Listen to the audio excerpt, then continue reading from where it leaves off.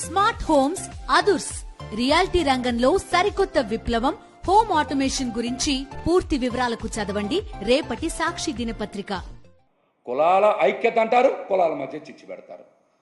మత ప్రస్తావన లేని రాజకీయం అంటారు, మతాల మధ్య విద్వేషాలు రెచ్చగొట్టేలాగా మీ ప్రసంగాలు ఉంటాయి, మీ మాటలు ఉంటాయి. ఇక దేనికి చెప్పండి? దేనికోసం ఇవన్నీ? దేనికోసం చెప్పండి?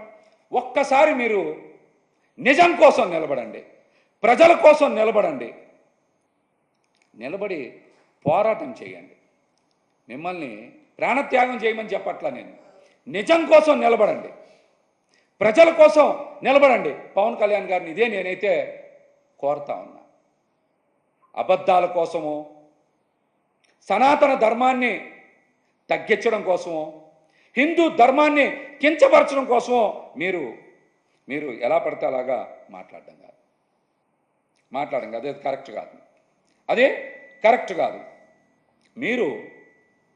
మీరు ప్రాయశ్చిత్త దీక్ష తీసుకున్నానని చెప్తున్నారు. అసలు ప్రాయశ్చిత్త దీక్ష దేనికోసం తీసుకుంటారు? ప్రాయశ్చిత్త దీక్ష ఎవరు చేస్తారు? ప్రాయశ్చిత్త దీక్షకి అర్థం ఏంటో మీకు తెలుసా? కనీసం తప్పు చేసిన వాళ్ళు తప్పు మన్నించమని, ఆ తప్పుని క్షమించమని ప్రాయశ్చిత్త దీక్ష చేస్తారు. చంద్రబాబు నాయుడు గారు తప్పు చేశారు కాబట్టి మీరు ప్రాయశ్చిత్త దీక్ష చేస్తున్నారా? చెప్పండి. ప్రాయశ్చిత్త దీక్ష అందుకని చేస్తున్నారా? లేకపోతే వెంకన్న స్వామి లడ్డూ మీద నిరాధారమైనటువంటి ఆరోపణలు చేసి తప్పు చేశామని అంగీకరించినందుకు మీరు ప్రాయశ్చిత్త దీక్ష చేస్తున్నారా?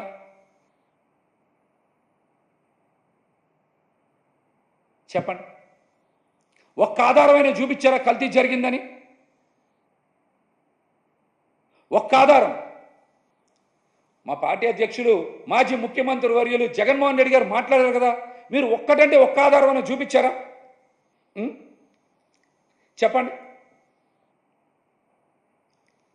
అంటే చంద్రబాబు నాయుడు గారు చేసిన తప్పుకి మీరు ప్రాయశ్చిత్త దీక్ష చేస్తున్నారా?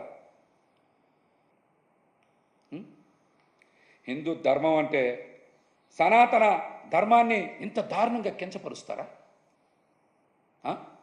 ఇంత దారుణంగా కించపరుస్తారా? నిజంగా మీకు చిత్తశుద్ధి ఉంటే మీరు ప్రాయశ్చిత్త దీక్ష చేయాల్సింది ఎవరి కోసమో తెలుసా? ప్రాయశ్చిత్త దీక్ష చేయాల్సింది ఎవరి కోసమో తెలుసా?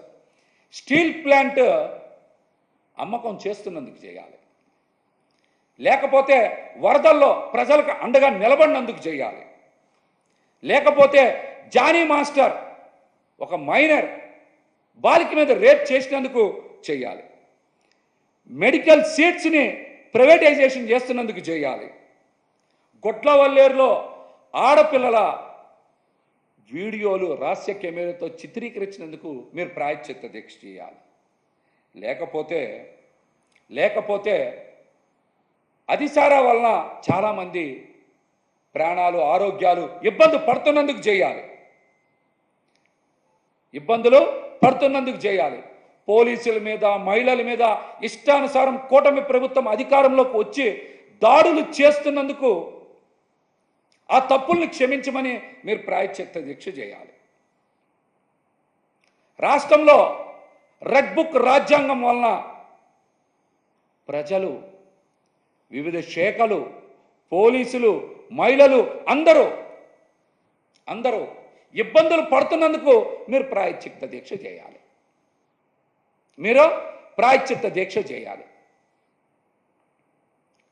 అంతేగాని ఒక నిరాధారమైనటువంటి, నింద మోపేటువంటి, ఆధారాలు లేనటువంటి ఒక లడ్డు అంశాన్ని, ఒక సున్నితమైన అంశాన్ని ఒక రాజకీయ అస్త్రంగా వాడుకొని బయటికి తీసుకొచ్చి ఈ పరిపాలన వైఫల్యాన్ని పక్కదారి పట్టించడానికి హిందువుల మనోభావాలతో చెలగాటమాడుతూ ఉంటే కలియుగ వెంకన్న దైవం, కలియుగ దైవం వెంకన్న స్వామి మిమ్మల్ని చూస్తూ ఊరుకోడు.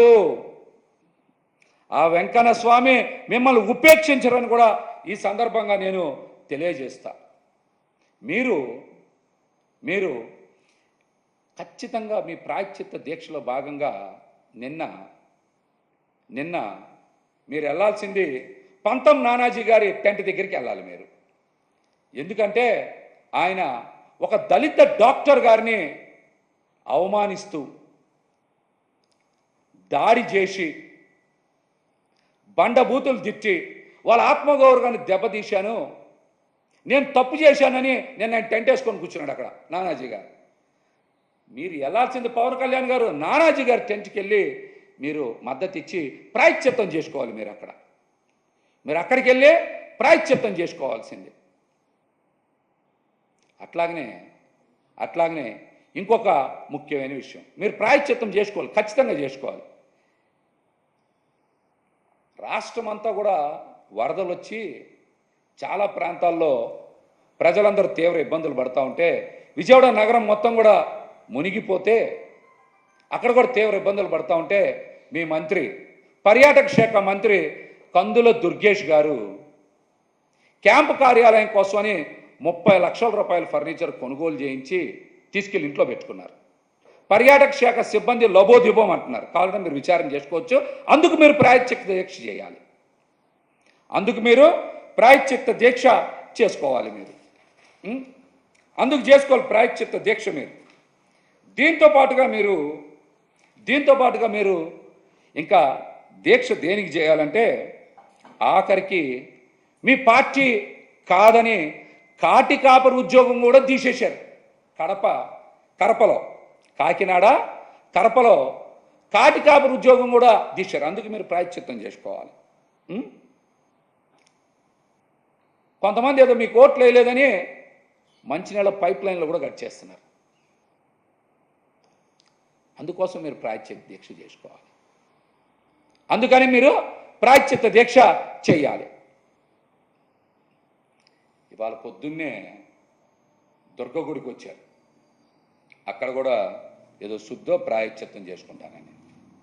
మంచిదే, మీరు రావచ్చు, అమ్మవారిని దర్శించుకోవచ్చు, తప్పులేదు. మరి వరదలు వచ్చినప్పుడు ఎందుకు రాలా మీరు విజయవాడ నగరానికి?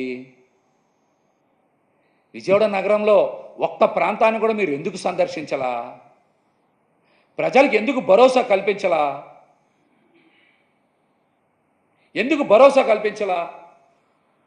దీక్ష తీసుకున్న వాళ్ళు ఎవరైనా సరే, మీరు గుడి దగ్గర మీడియాతో మాట్లాడితే ఎలా మాట్లాడుతున్నారో చూశారుగా. ఎవరన్నా దీక్ష తీసుకుంటే చాలా తక్కువ మాట్లాడతారు, వీలైనంత మౌనం పాటిస్తారు, మంచి మాటలు మాట్లాడతారు.